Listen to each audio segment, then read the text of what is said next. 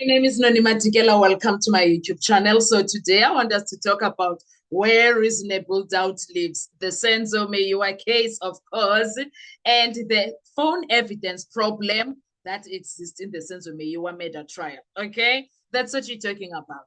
Let's talk about something very uncomfortable for the prosecution because, okay, they don't seem to care what we think, okay, but they do. We know they do. We know they do care. We don't care what they say, but they care. Bottom line is that they care. In criminal evidence, in criminal law, evidence is not judged by how much it exists. Okay, it is judged by whether it forms an unbroken chain. Because in court, guilt is not built on possibilities. It is built on certainty beyond reasonable doubt. And when prosecutors rely heavily on call logs, phone records, and timelines, they are trying to construct what lawyers call a chain of inference. Okay? That's what Ubalo is busy doing here. All right? But here is the problem now. We have a problem there. Okay, not we. He has a problem. The prosecution has a problem. Every chain has weak points. Okay, every chain of his evidence, or chain of custody of his evidence, has weak points. And right now, in the Senzo Meyiwa murder trial, the phone evidence raises one critical question. One critical question: does the chain actually hold? Or does it break? That's the critical question that Ubaloyi is stuck on right now. Regardless of what he may seem confident and stuff, the bottom line is that is it sticking? Is it actually holding? Is it breaking? Is it holding? What's happening there? Okay, let's go on. First of all, a phone number is not a person, right? We know this. Call records can prove many things. They can show a number existed, a call was made, a connection happened at a specific time, but the court still needs proof of something much more important. Who actually used the phone? Because legally speaking, a phone number is not a person. The prosecution must prove three separate things now. Number one, the phone existed, sharpu. Number two, the accused possessed the phone, sharpu. Number three, the accused used the phone at that exact moment. Do you understand? Do you understand Nani Lapebek, Miss Uyacho? Do you guys understand Lapebek Nani? Do you guys get it? Okay? If even one of those steps becomes uncertain, the entire inference collapses because you need to make sure the phone existed. The accused possessed the phone at the time. The accused used the phone at that exact moment that you are claiming he was using it. You need to prove all of that. So we can't draw an inference on something that you are not sure of. It's not sure of. You can't say let's draw an inference there. That is where reasonable doubt begins to breathe, because the reasonable doubt in what Baloyi is busy doing for the past 8 days, 2 days gonna be day 8. It's doing. It's breathing heavy there. It's breathing heavy. It's breathing heavy. And that matters when witnesses such as Fisokuhle Ntuli, Bongani Ntanzi, and Mthobisi Mncube are linked to communication records, because the court still needs to answer one simple question: who was actually holding the device? And it's this accused person, including who accused number 4, ne? He's busy trying to do linkages, ne? Fisokuhle Ntuli, Bongani Ntanzi, Mthobisi Mncube, Thokoziseni Zipho Zenkosi, Mapisa. He is trying to make sure une connection eyenzekayo. So this connection that he's busy with, he must prove it. He must prove it now.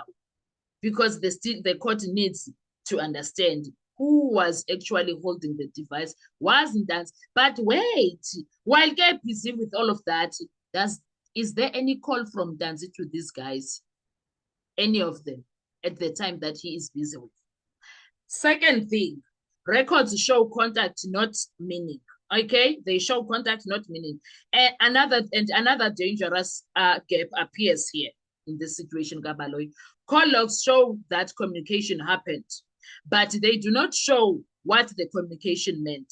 A call at 1912, another at 1918, another at 1930. The state may argue this shows coordination, but the defense can respond just as easily. This shows ordinary communication. Without content, context, or corroboration, the court cannot safely assume criminal intent.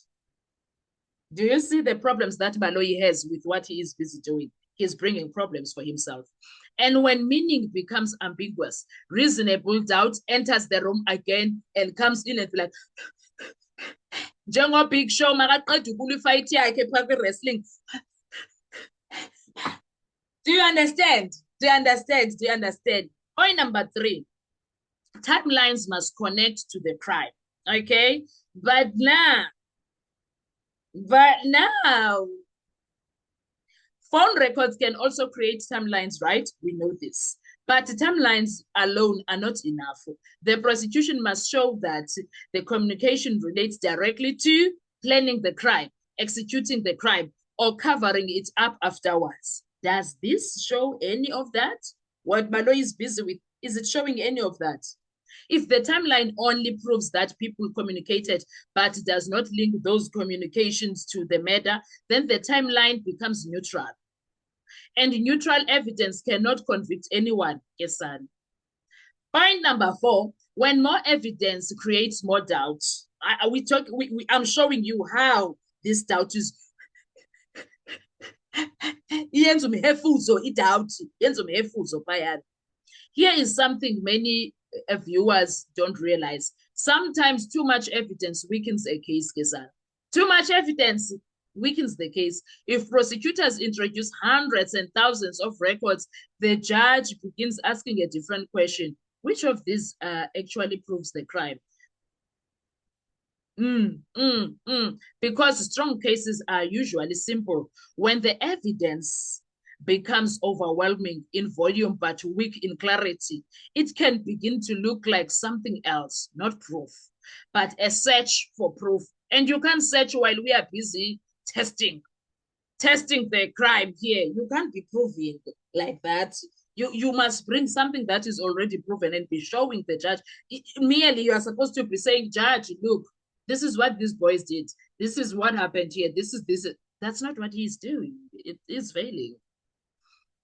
So, point number 5, the witness problem. Phone evidence rarely stands alone.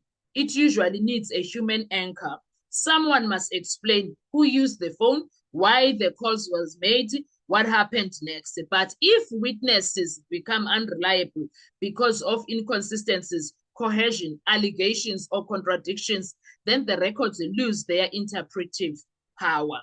Without credible witnesses, call logs become just numbers on page, and numbers alone rarely prove guilty. They rarely prove guilt. So do you see why when Baloyi wanted to prove that Ndanzi spoke to Mjiyako, Mjiyako should have come to court? He should have brought Mjiyako, not the defense. No. He, Baloyi, should have brought Mjiyako to make sure Lenda isho manje, and whatever Mjiyako could have said, bayahlangana, uhlanganisa kuphi ini nani manje makunjena. Makunjena uhlanganisa ini nani. Point number 6, the test the judge will apply perhaps later on. At the end of the trial, Ratamu Kgatleng will apply a simple and powerful legal test. Okay, normal judges do this. Okay, a rule from famous case R versus Blom. 2 questions will matter. First, is the inference consistent with all the proven facts? Secondly, does it exclude every reasonable alternative explanation? If another reasonable explanation exists, even one, the court must acquit That is the law. The court must acquit. That is the law. Why the defense sometimes stay quiet? Let's answer that question because you guys ask it a lot. You may notice something strange during trials. Sometimes the defense does not object. They allow the documents, the court records, the timelines. Why?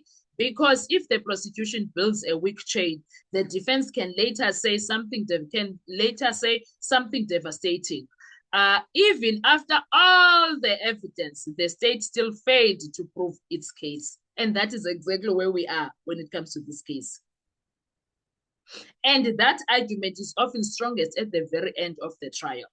Do you understand? So before you get so worried and stuff, relax, they know what they are doing. Let them do this. That is why they are letting them put all these things on record.